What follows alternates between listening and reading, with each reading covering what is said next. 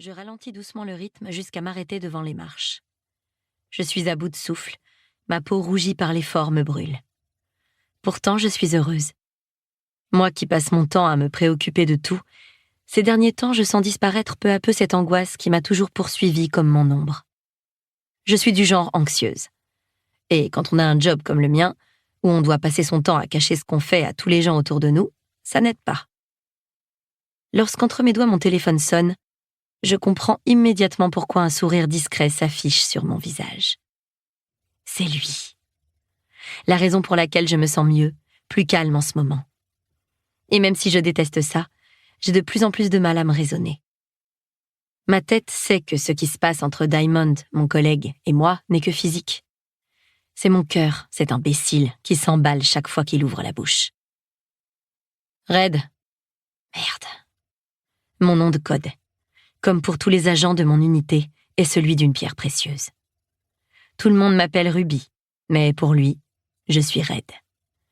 Je me mords les lèvres et secoue doucement la tête quand ce surnom que j'aime un peu trop à mon goût résonne à mon oreille. « Ça va ?» enchaîne-t-il. Sa voix est grave, rugueuse. Je peux facilement l'imaginer toujours au lit, lové entre ses draps anthracite, les mêmes dans lesquels j'étais hier encore. « Oui, je viens de battre mon record sur 15 km, donc tout va bien. » Waouh, je suis impressionnée. Comment tu peux être aussi déterminée un dimanche matin ? La volonté ? Suggérais-je. La discipline, ne puis-je m'empêcher de penser. Je pourrais peut-être te pervertir et te proposer de passer la journée avec moi. Au lit, pourquoi pas ? Non, j'imaginais quelque chose de plus vertical. Dans la douche ? Il éclate de rire. Son amusement ronronne dans mon oreille et je souris de plus belle. Non plus, je pensais à un musée ou à un ciné, une activité pour laquelle on garderait nos vêtements. Je reste un moment silencieuse. Ce n'est pas la première fois qu'il m'invite à faire autre chose que l'amour. Mais je ne l'ai jamais pris au sérieux jusque-là. Avant maintenant. Ce n'était pas le deal, tonne une voix dans ma tête. Pourtant, je n'arrive pas à retenir le cri de mon palpitant qui résonne bien plus fort que mon cerveau en un « il était temps ». Je m'apprête à répondre tout en entrant dans mon immeuble quand des hurlements provenant de l'appartement en face du mien m'arrêtent net. « Red, tu es là ? » ? « Oui, pardon. »« Tout va bien ? C'est ta voisine encore ? » ? « Oui. »« N'interviens pas, appelle la police. »« Attends, je te rappelle. » Je raccroche précipitamment et glisse mon téléphone dans la poche de mon legging alors que les plaintes se font de plus en plus fortes. Je traverse le couloir pour rejoindre l'appartement dans lequel une femme hurle qu'on la laisse tranquille. Et manifestement, son interlocuteur n'est pas enclin à l'écouter. J'ai deux options. Rentrer chez moi et appeler la police, ou intervenir. En temps normal, je choisirais la première solution. C'est même ce que je fais depuis des mois. Depuis que le petit ami de ma voisine a emménagé, il lui tape dessus chaque fois que l'envie lui prend. Mais je dois avouer que ça n'a jamais été aussi alarmant. Cette fois, la porte de leur appartement est entr'ouverte et son désarroi est assourdissant. La complainte de ma voisine est étouffée, mais c'est tout ce que j'entends.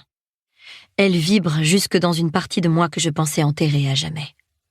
Je ne peux pas rester sans rien faire. Sans réfléchir, je tambourine sur la porte, espérant que cette simple intervention calme la situation. Mais rien n'y fait. Le son de cette détresse que je ne connais que trop bien est insupportable. Sans attendre, je décide d'entrer et de rejoindre le salon. Depuis la première fois que j'ai mis les pieds dans l'immeuble, c'est le silence. Plus personne ne bouge. Le temps semble suspendu et l'homme me fixe avec des yeux ronds. « Qu'est-ce que tu fous là, pétasse ?» m'invective-t-il. « Bonjour, déjà ?» Je lui jette un regard noir avant de me retourner vers sa victime. Lucie, ma voisine, est agenouillée au sol, tentant de reprendre son souffle, une main tremblante posée sur sa gorge. Il l'étranglait, ce salaud. « Tout va bien, Lucie ?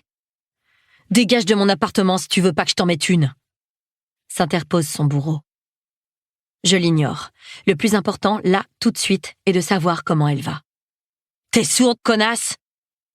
Cette fois, il fonce sur moi et agrippe ma veste de sport brutalement. En réponse, je pose ma main sur son biceps et appuie sur un point sensible au centre de son muscle avec mon pouce. En moins de temps qu'il n'en faut pour dire Pour continuer à écouter ce livre audio gratuitement, cliquez sur le lien dans la description et vous pourrez l'écouter en entier sans frais grâce à l'essai de 30 jours d'Audible.